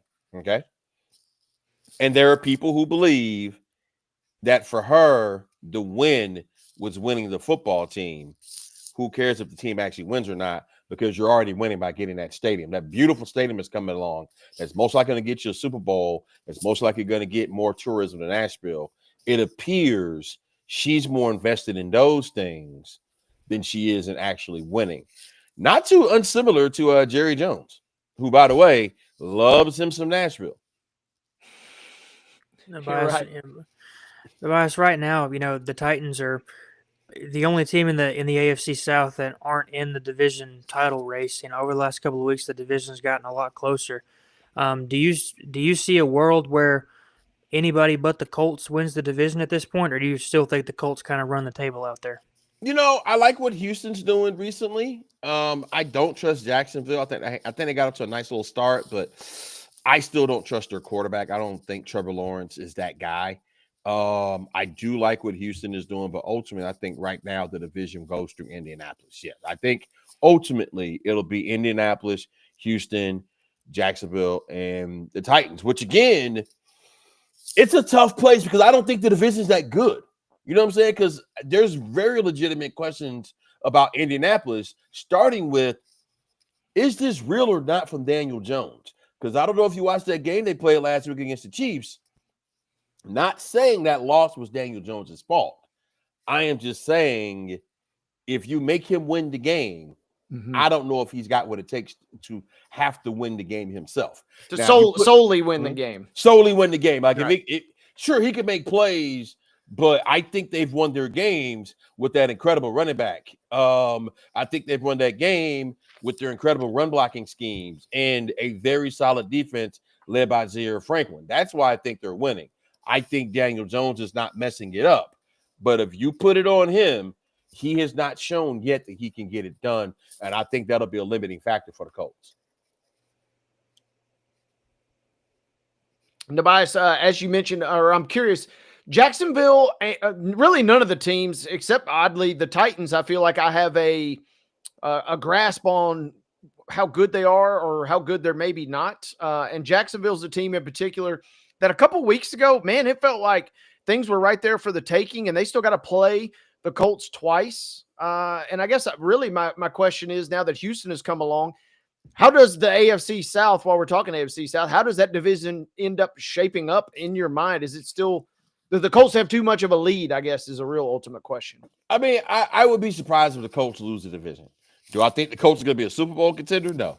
But I don't think any team in the South will be. I think ultimately the Colts will find a way to win that division, finish it off. Like I said, I think Houston will come in second.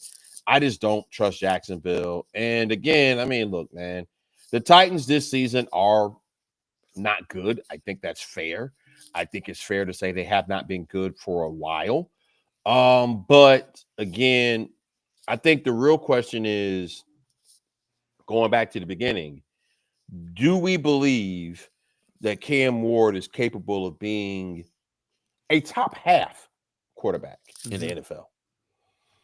I believe you can win a lot of games if your quarterback is an average NFL starting quarterback. I even believe you can win a Super Bowl with the right things around that quarterback. Yeah. If that quarterback literally keeps the car on the road. And the question will be, is Cam Ward capable of doing that? I believe that he is. Time will show whether that's true or not. If Cam Ward's that guy, I can see in the next year or two the Titans being a real viable contender. Also, we have seen with Jaden Daniels when he was healthy with the Commanders. We have seen, even with the Houston Texans, when their quarterback is right, how quickly a great quarterback or a very good quarterback can take a team from being mid to high grade, if you understand what I'm saying. Absolutely. I'm also curious, while you mentioned the car scenario, what does that not describe the Colts? Hey, as long as Daniel Jones doesn't drive it into the ditch, because I'm not a Colts truther yet myself, but man, they just keep, outside of last week, finding ways to win games. And so I guess I'm just curious. It comes down to this in the playoffs for me. Do I really trust them to win this game versus XYZ team, Ravens, Chiefs, whoever? And I'm just not there yet. But you kind of described this scenario. They got so many other good pieces that if Jones doesn't kind of muck things up, they could be okay. Yeah, I mean, the thing is, in today's NFL, I'll ask you both. Who do you think is a great team right now in the NFL today? Rams, and that's it, in my opinion. See, I don't know if they're a great team. I mean, don't worry. They're the best that we got. Is right. What I love the way Matthew Stafford is playing. He looks younger than he is. He's moving around still. He's making plays. They have a lot around them. Great coaching staff led by McVay and that whole crew. Yeah, they're a good organization. And they're a good organization as well as being a great team, a good team currently. But that's my point. The Eagles, can you say that they're a great team? You know what I'm saying? I can't get there with them just yet. The Broncos, who are 9-2, by the way. Do you think they're a great team? I can't get there with them just yet. They win games they're not supposed to, but they're right on the cusp. To use that car finally, the car is teetering off the edge of the cliff, and somehow it manages to stay on every week. The Patriots are 10-2, and I don't think you consider them a great team. I mean, they've had moments. I like what they're doing at quarterback. Again, I like Vrabel's coaching style. He's got them playing tough, smart football. But are they a great team? My whole point of this, I think this year more than any will be a crapshoot, man. You don't know who's going to win it. And it's interesting because Paul Tagliabue passed away a few weeks ago. RIP to Paul Tagliabue. But I think somewhere in heaven he's smiling because this is what he wanted. As far as if you believe the parity and all that stuff, and teams pretty much being neck and neck and everybody having a chance, which probably also makes it harder to be a Titans fan because it's like, hey, man, how come, you know what I'm saying? If everybody's got a chance, why don't we have a chance, right? Everybody's going to take it to the dance except us. Except for the Titans, yep. I mean, that has to be frustrating. I can't imagine how that feels also in a town that offers other things to do on Sundays. Again, I say this as someone who grew up in Atlanta, but also has lived in the Midwest and different places where there's not as much to do on a Sunday afternoon. The football team's bad. There's a lot to do in Nashville if the football team's bad. Absolutely. We've seen that in terms of attendance for both the home team and for the visiting team. Sometimes those numbers aren't always as one-sided as you might like. Talking with NUBYJAS WILBORN about all things NFL. We're going to need some other stuff in just a second. But NUBYJAS, before we pivot from NFL, slate for Thursday this week, Green Bay, Detroit, KC, Dallas, Cincinnati, and Baltimore. And then we got that Black Friday game, Chicago and Philly. Any one of those in particular jump out to you, kind of appointment television in your mind other than your usual, hey, it's on, so I'm going to watch it type vibes? I'm curious about Chiefs Cowboys. I am very interested in that game. One, because I still have the Chiefs favorite to go to the Super Bowl. I also am seeing that Dallas is kind of on the come up there. They had that nice comeback against Philly. Dak Prescott is playing really good football. George Pickens, if he makes the team bus, seems to be locked in and loaded and ready to play. Other than missing the bus, he really had to have been, once again, I'm saying other than missing the team bus, which is why he had to sit for a couple plays, like he's a Phil Fulmer player back in the day, missing the opening drive. You know what I'm saying? Like, that's what we're doing. But Pickens is a talent. There's a reason why they got him, and he looks really good, especially when you compare it to the Steelers, who are now 6-5 in some trouble, and they don't have any good receivers other than Metcalf. So, sports are funny, but I am definitely tuned in for that Cowboys-Chiefs game. I think those are two teams who need a win, two teams who need a signature win, and that could be some really fun football this weekend. NUBYJAS, kind of pivoting to college football, the talk of college football the last couple of weeks hasn't been a team, it's been a coach. Lane Kiffin's out there shopping his options supposedly, and the rumors are out there that LSU is potentially backing up the truck for him, but just give me your thoughts on what you think happens with Lane Kiffin, because it feels like he's doing things at Ole Miss that Ole Miss has never experienced before, and he's out there shopping his options supposedly. This gets into a lot of things. Okay, first of all, as an employee in this world, especially in the reality of how quickly you can go from the penthouse to the outhouse, okay, and how quickly things can change. When you are a hot commodity, you take advantage of being a hot commodity. Whether people like it or not, Lane Kiffin right now, today, is a hot commodity in the college football coaching landscape. I think University of Florida seems to be trying to make a play for him. I think LSU seems to be trying to make a play for him. And, of course, Ole Miss, where, this is the place that was doing the Confederate stuff very recently, okay, within our lifetimes. Colonel Reb was essentially a Confederate soldier / slave owner, and that was their mascot that they had to fight to get rid of. Okay. And look, people can have their opinions about whether that stuff should be allowed, whether they should be able to have Confederate flags at the game, all these other things that over time would they have chosen racism over being good at football. Okay.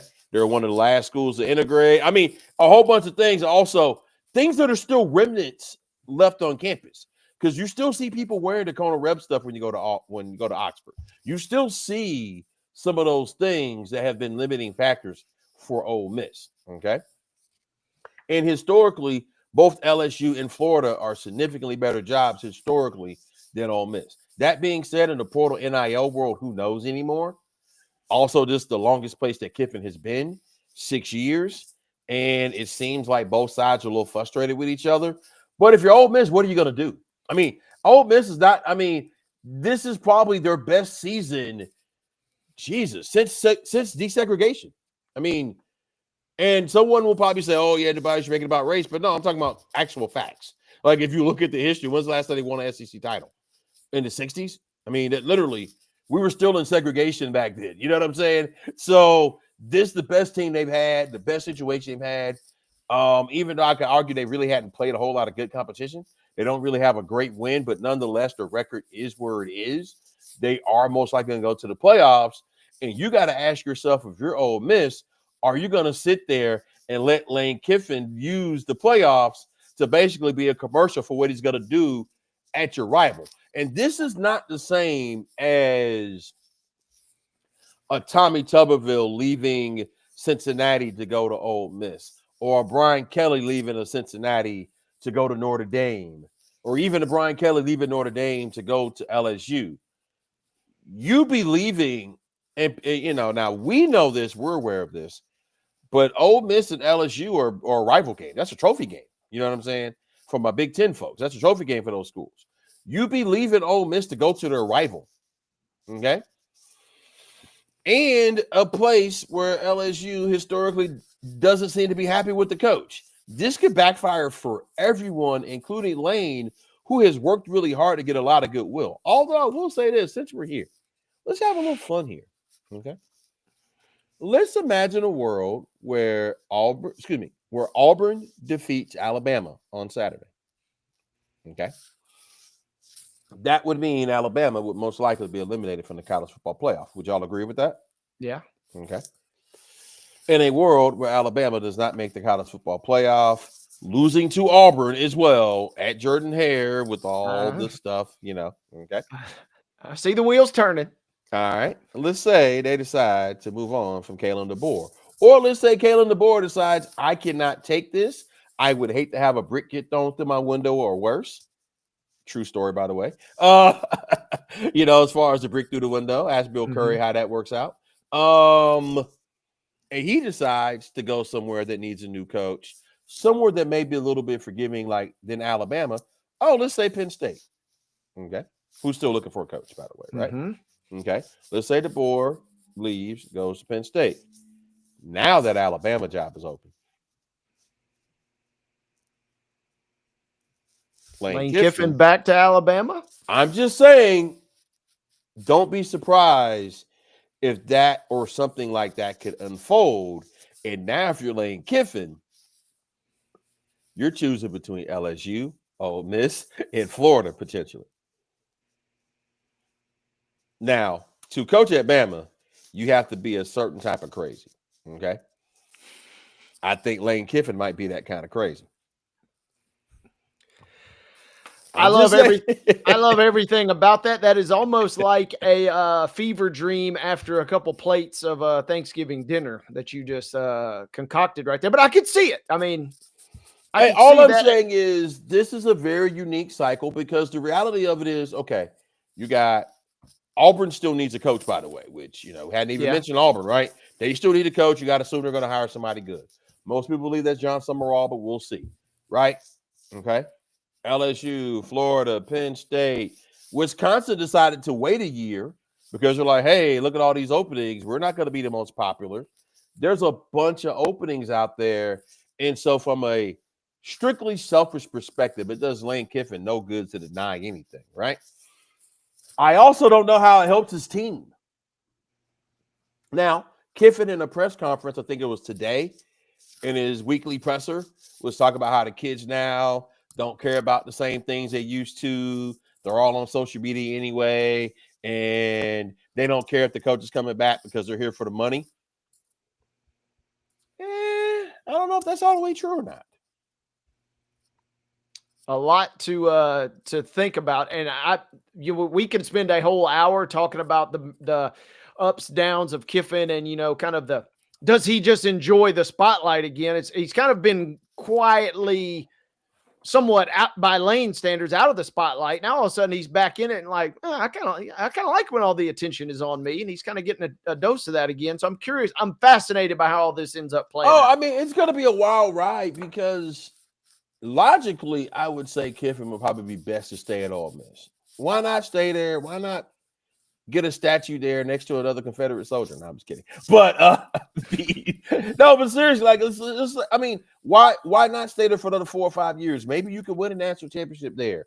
Maybe you could do some really special things that would end up with you truly becoming a legend at a place. I don't know if that kind of thing matters to Lane Kiffin. I don't know what matters to him, to be honest, other than coaching football. He is a good football coach. That don't mean it's going to work at LSU, because here's the thing. People can say what they want to about Brian Kelly, and there are a lot of fair critiques of Brian Kelly. I'm not the biggest Brian Kelly fan, but that man's a good football coach. That man's a great football coach, actually. Okay? You could argue Brian Kelly is a borderline Hall of Fame level coach. Yeah. Okay? Yeah. It didn't work for him at LSU. Do you think Lane Kiffin is a better coach than Brian Kelly? At this moment, it's, public perception would tell you yes, but that's only just recency bias, it feels like, right? Right. That's what I'm saying. I mean, there's a lot. I mean, hey, man, LSU ain't an easy place. Florida's not an easy place. It's been a while since Florida's been great. LSU has ridiculously high standards. I don't know if it'd be wise, but also, hey, man, it's easy for me to say when I'm not the one being offered double-digit millions with several years of contract, because people talk about how ridiculous these coaches' buyouts are, which, by the way, speaking of LSU, they're still beefing with Brian Kelly because they don't want to pay Brian Kelly's buyout.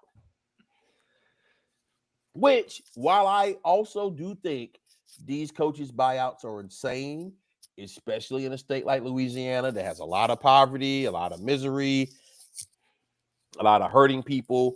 Before you get into the government shutdown, people not getting their food stamp benefits and just everything else. It does look gross when a coach is getting paid that much money to leave. However, hey, man, when you agree to something, you agree to something. And you honor your agreement. And that, to me, if I'm Lane Kiffin or anybody else, because of this, how you treat Brian Kelly, what do you think you're going to do to the next guy? It's going to be wild. And if it's LSU, if it's a Florida, it feels like we just, as Lane said, keep your popcorn ready because we will get another dose of this in just a year or two, it feels like. NUBYJAS Wilburn, our good friend, joining us. We are up against a hard break, brother. We could spend all day talking with you, but for now, we bid you adieu and we say thank you for joining us and best of luck on the dishes this week. We will catch you on the flip side of Thanksgiving. All right, brother? Awesome, man. Be good, man. Yes, Thank sir. you, NUBYJAS. Our good friend NUBYJAS Wilburn, once again from SI.com, joining us as we move into our final segment on Top 5 Tuesday. It is Top 5 Tuesday. And a reminder, folks, if you're tired of buffering and slow internet speeds, then upgrade your life with Columbia Power and Water System Internet. Get lightning fast internet with speeds up to an incredible 1 gig where you can stream, game, and work seamlessly, all for $70 a month. If you're looking for local service and local support, visit cpws.com or call 931-375-7777 and tell them your friends at Main Street Sports Today sent you there. Calvin, we've arrived at our final segment. It is Top 5 Tuesday, and we will roll through this, not to shortchange anything, but we're up against quick time here on our show. So our top 5 sports moments that we are thankful for, I will let you do the honors starting us off. Yeah, number 5 is Tiger Woods winning the 2019 Masters. I wasn't old enough to see his early dominance in his career. When I was old enough to watch, it was when he was going through all his injuries, and seeing prime Tiger just over a 4-day tournament, winning his first major in a decade, was pretty cool. Absolutely, and that is on my list. It's going to be saved for a little bit later, but that is a good one. We started the show by talking Michigan, Ohio State. I got to close the show by talking Michigan, Ohio State. I was on hand for this one, 2003, the first and only Michigan, Ohio State game I've been to. But Steve Breston, that's a callback right there, had 2 touchdowns in that game as Michigan stunned Ohio State in the big house. We rushed the field after that one. But that was the last win for a while for the guys. So I got to savor that. It's one of my all-time favorite sports memories. Yeah, and then my next one is my first MLB game that I ever attended in person. It was Braves Nationals 2013 at old SunTrust Park. That was the first MLB game I ever went to in person in 2013. That is a good one and a good pull there. Up next on my list, the 2022 Astros World Series. They had won one prior, but there were some rumors or allegations about what was going on when they won that one. So losing the one in 21 to the Braves, but then vindicating themselves a little bit in 22, not only with the cheating scandal, but also after dropping the previous year, was especially thankful in my lifetime. So that gets my nod there. Yeah, my number 3 is the Titans 2019 AFC Championship run.